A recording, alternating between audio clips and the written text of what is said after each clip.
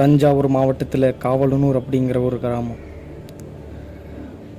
2004 வருஷம் சாலை அகலப்படுத்தும் பணி நடந்துகிட்டே இருந்துச்சு.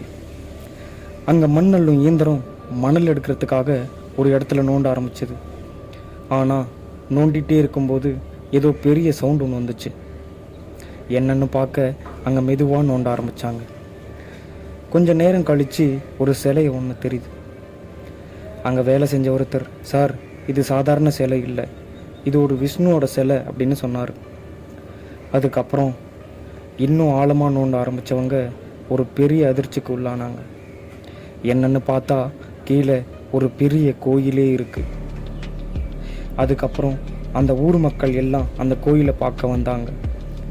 வந்ததில் ஒருத்தர், இது ஒரு சாபமிட்ட கோயில்னும் நிறைய பேர் இங்கே உயிரிழந்தாங்கன்னும் சொன்னார்.